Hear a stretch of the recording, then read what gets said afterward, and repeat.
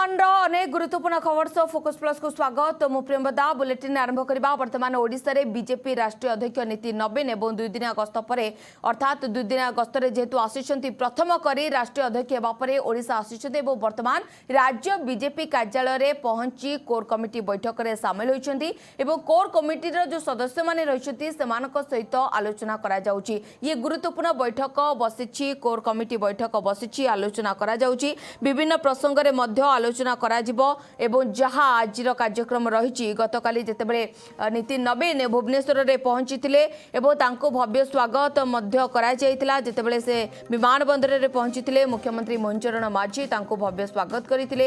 या सहित बीजेपी अनेक मंत्री नेता मध्य सेठारे उपस्थित रहिथिले।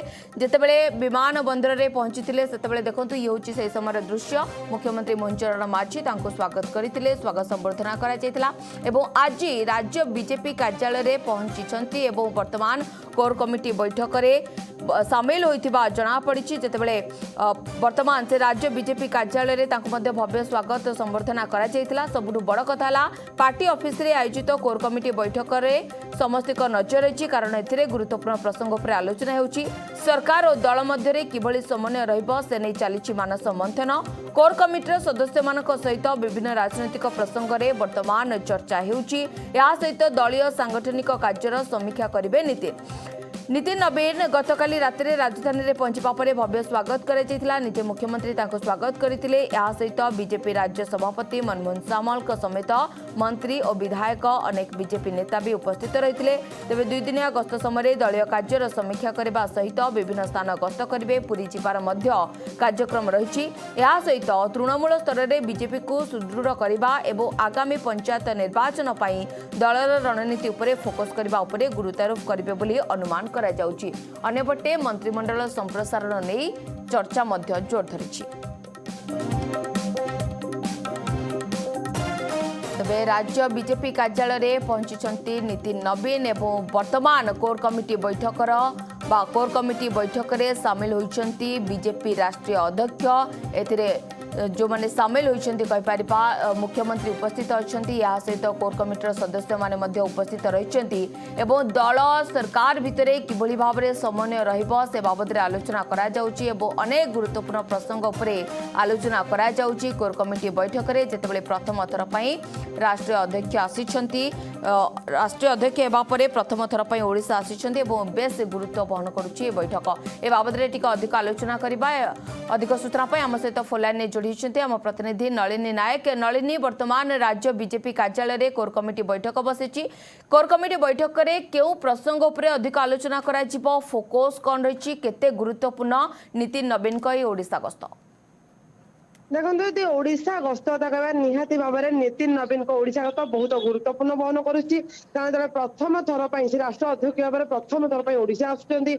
ओडिशा आसिया पर जेहेतु 2 वर्ष पूर्ति पूरी को जाऊँगी सरकार को रिपोर्ट कार्ड ने मंत्री मान विभाग कौन कार्य कर विधायक मान निर्वाचन मंडल कौन कार्य कर अनेक गुड़े सांगठनिक कार्यक्रम रही, सांगठनिक प्रसंग उठब जो मतांतर कोना कोटी रही आलोचना पर्यालोचना हम के संगठन और सरकार उभय को मिलित करके सरकार चलेबे नीतिन नवीन न्यस्त रही। देखा जो वर्तमान स्थिति रही बीजेपी पार्टी ऑफिस रे नीतिन नवीन सहित मुख्यमंत्री, उपमुख्यमंत्री, मंत्री, वरिष्ठ नेता समस्त उपस्थित हो सारी समस्त सहित आज नीतिन नवीन गोटे रुद्ध द्वारा बैठक करेंगे। रुद्ध द्वारा बैठक रे अनेक जिनस अनेक प्रसंग आलोचना करा विशेषकर सांगठनिक को प्राधान्य दी सांगठनिक प्राधान्य निहाती भाव में महत्व ग्रहण करुच्ची। कारण गोटे नुआ सरकार को चलैया हेले संगठन जरूर रहा आवश्यकता रही।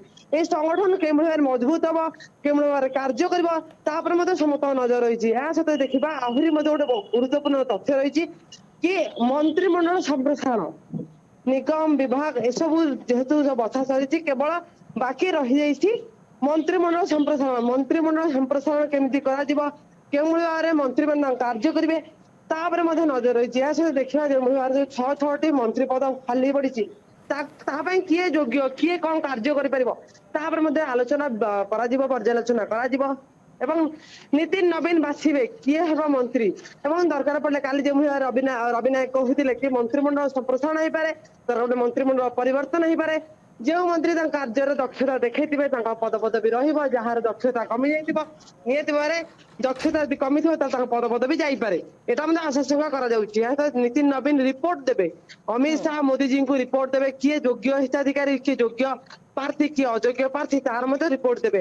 ତ ଏଇଠି ଅନୁମାନ କରାଯାଉଛି ନିହାତି ଭାବରେ ଏଇ ଯୋଉ ବୈଠକଟି ରହିଛି ବହୁତ ଅନ୍ୟପଟେ ନଳିନୀ ଗୁରୁତ୍ୱପୂର୍ଣ୍ଣ ରହିଛି। ଦେଖିବା ଯୋଉ ଚର୍ଚ୍ଚା ହଉଛି ସରକାର ଏବଂ ଦଳ ଭିତରେ ସମନ୍ୱୟ ରହୁନି ଏବଂ ଦଳୀୟ କନ୍ଦଳ ବି ବେଳେ ବେଳେ ସାମ୍ନାକୁ ଆସୁଛି ଏବଂ ଆଜି ଇଏ ଯୋଉ କୋର କମିଟି ବୈଠକ ବସୁଛି ଏବଂ ତାପରେ ଧୀରେ ଧୀରେ ଯୋଉ କାର୍ଯ୍ୟକ୍ରମ ରହିଛି ଅନେକ ସମୀକ୍ଷା କରିବେ, ରୁଦ୍ଧଦ୍ୱାରା ବୈଠକ କରିବେ, ନେତା ମନ୍ତ୍ରୀମାନଙ୍କୁ ଟ୍ୟୁସନ କରିବେ ନୀତିନ ନବୀନ।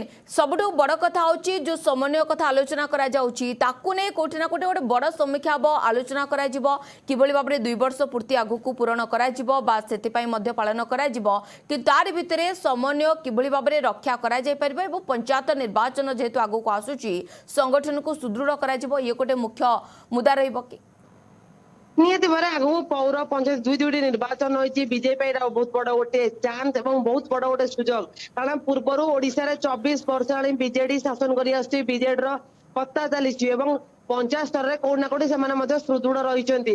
କିନ୍ତୁ ବିଜେପି ପାଇଁ ଏଇଟା ଗୋଟେ ବହୁତ ବଡ ପରୀକ୍ଷା। ଯଦି ପୌର ପଞ୍ଚାୟତରେ ସେ ଭଲ ସ୍କୋର ନ କରୁଛନ୍ତି ନିହାତି ଭାବରେ କୋଉଠି ନା କୋଉଠି 2029 ପାଇଁ ତାଙ୍କ ପାଇଁ ଗୋଟେ ସମସ୍ୟା ସୃଷ୍ଟି ହେଇପାରେ। ସେଥିପାଇଁ ଏଇଟା ତାଙ୍କୁ ଗୋଟେ ନୀତିନ ନବୀନ ଗୋଟେ ଟିପ୍ସ ଦେବେ କେଉଁଭଳି ଭାବରେ ପୌର ପଞ୍ଚାୟତ ଏବଂ ତଳ ସ୍ତରକୁ ଯାଇକି କର୍ମୀ ମାନଙ୍କ ସହିତ ମିଶିକି କାର୍ଯ୍ୟ କରିବେ, ଲୋକଙ୍କ ଭରସା ଜିତିବେ ଏବଂ ଲୋକଙ୍କ ପାଇଁ କାର୍ଯ୍ୟ କରିବେ। ସଂଗଠନ ସୁଦୃଢ ହବା ଆବଶ୍ୟକତା ରହିଛି। ସଂଗଠନ ସୁଦୃଢ ନହେଲେ କେବେ ବି ପୌର ପଞ୍ଚାୟତ ନିର୍ବାଚନ ଜିତିବା କଷ୍ଟକର ହେଇପାରିବ। କାରଣ 24 ବର୍ଷ ହେଲାଣି ବିଜେଡି ତାର ପୌର ପଞ୍ଚାୟତକୁ ବହୁତ ସଂଗଠିତ କରି ରଖିଛି। ଏଇ ସ୍ଥାନରେ ଦେଖିବା ନିହାତି ଭାବରେ ବିଜେପି ଏଇଟା ଗୋଟେ ବହୁତ ବଡ ଚ୍ୟାଲେଞ୍ଜ ହବ ଏବଂ ଏଇ ଚ୍ୟାଲେଞ୍ଜକୁ ଟ୍ୟାକେଲ କରିବା ପାଇଁ ନିହାତି ନୀତିନ ନବୀନ ଆଜି ଗୁରୁ ମନ୍ତ୍ର ଦେବେ ଏବଂ ଯେଉଁଭଳି ଭାବରେ ସଂଗଠନ ସୁଦୃଢ ହବ, କେଉଁଭଳି ଭାବରେ ପଞ୍ଚାୟତ ଏବଂ ପୌର ସ୍ଥାନରେ କି ନିହାତି ଭାବରେ ସଂଗଠନ ସୁଦୃଢ କରିବା ସହିତ କର୍ମୀ ମାନଙ୍କ ଭିତରେ ଏକତା ଆଣିବେ ଏବଂ ଯେଉଁଭଳି ଭାବରେ ଆଜି ସବୁ ମୋର୍ଚ୍ଚାର ସଭାପତି ମାନଙ୍କ ସହିତ ମଧ୍ୟ ମିଟିଂ ରଖିଛନ୍ତି ନୀତିନ ନବୀନ। ସେମାନଙ୍କ ସହିତ ମଧ୍ୟ ଆଲୋଚନା କରିବେ, ତାଙ୍କ ସହିତ ମଧ୍ୟ ବୈଠକ କରିବେ, ତାଙ୍କ ସହିତ ମଧ୍ୟ ପର୍ଯ୍ୟାଲୋଚନା କରିବେ। ତ ଏଇଥିରୁ ଅନୁମାନ କରେ ନିହାତି ଭାବରେ ପଞ୍ଚାୟତ ସ୍ତରଠୁ ଆରମ୍ଭ କରି ପୌର ପର୍ଯ୍ୟନ୍ତ ସବୁ ସ୍ତରର ବ୍ୟକ୍ତି ବିଶେଷ କର୍ମୀଙ୍କ ସହିତ ନୀତିନ ନବୀନ ଭେଟିବେ, ସମସ୍ତଙ୍କୁ ରାୟ ନେବେ, ମତ ନେବେ, କିଏ କାର୍ଯ୍ୟ କରୁଛନ୍ତି, କିଏ ନିଜ ଏରିଆରେ କାର୍ଯ୍ୟ କରୁନାହାନ୍ତି ତାପରେ ମଧ୍ୟ ତଦାରଖ କରିବେ। ଏବଂ ଯେହେତୁ ଆଗକୁ ପୌର ନିର୍ବାଚନ, ପଞ୍ଚାୟତ ନିର୍ବାଚନ ହୋଇଛି, ମନ୍ତ୍ରିମଣ୍ଡଳ ସମ୍ପ୍ରସାରଣ ହେଇନାହିଁ, ଏ ଯୋଉ ଗୁରୁତ୍ୱପୂର୍ଣ୍ଣ ଜିନିଷ ଗୁଡି ରହିଲା ତାପରେ ମଧ୍ୟ ଡିସ୍କସନ କରିବେ, ଆଲୋଚନା କରିବେ ଏବଂ ତାର ସଠିକ ରିପୋର୍ଟ କେନ୍ଦ୍ରକୁ ଦେବେ। କାରଣ ଯାହା ବି ଡିସିସନ ନିଆଯାଏ କେନ୍ଦ୍ରଠୁ ହିଁ ନିଆଯାଏ। ତ କେନ୍ଦ୍ରକୁ ନିହାତି ଭାବରେ ସବୁର ରିପୋର୍ଟ ଦିଆହେବ। ତ ସେଥିପାଇଁ ସମସ୍ତ ମନ୍ତ୍ରୀ, ବିଧାୟକ, ସଭାପତି ମାନେ ତତ୍ପର ଅଛନ୍ତି, ଚଞ୍ଚଳ ଅଛନ୍ତି। କେଉଁଭଳି ଭାବରେ କାର୍ଯ୍ୟ କରାଯିବ, କେଉଁଭଳି ଭାବରେ ଏସବୁକୁ ସଠିକ ଭାବରେ ପର୍ଯ୍ୟାଲୋଚନା କରାଯିବ ଏବଂ ଯେଉଁଭଳି ଭାବରେ କୌଣସି ସମସ୍ୟା ନ ହୁଏ, କେମିତି ସଂଗଠନ ଏବଂ ସରକାର ଏକ ହେଇ କାର୍ଯ୍ୟ କରିବେ ତାପରେ ମଧ୍ୟ ଟିପ୍ସ ଦେବେ ଏବଂ ଯୋଉ ମନ୍ତ୍ରୀ ଏବଂ ବିଧାୟକ ମାନଙ୍କର କ୍ଲାସ ମଧ୍ୟ ନେବେ ନୀତିନ ନବୀନ।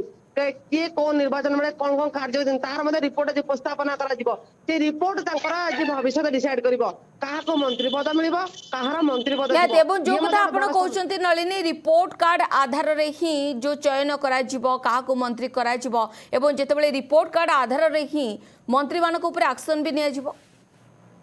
ନିହାତି ଭାବରେ ଯଦି ସେ କାର୍ଯ୍ୟ ସଠିକ ଭାବରେ କରିନଥିବେ, ବିଭାଗ ସଠିକ ଭାବରେ କାର୍ଯ୍ୟ କରିନଥିବ, ତାଙ୍କର କାର୍ଯ୍ୟ ଯୋଉ ବିଭାଗରେ କମି ରହିଯାଇଥିବ, ଲୋକ ଅସନ୍ତୋଷ ଥିବେ, ହଇରାଣ ହଉଥିବେ, ନିହାତି ଭାବରେ ନୀତିନ ନବୀନ ତାପରେ ତାଙ୍କର କ୍ଲାସ ନେବେ। କାରଣ ବିଜେପି ସରକାର ଗୋଟିଏ ଉଦ୍ଦେଶ୍ୟ ରହିଛି କେଉଁ ଭାବରେ ଲୋକଙ୍କ ମନ ଜିଣିବା। ଯଦି ଲୋକ ଅସନ୍ତୁଷ୍ଟ ଅଛି ନିହାତି ଭାବରେ ବିଜେପି ସରକାର ଉପରେ ପ୍ରଭାବ ପଡିପାରେ।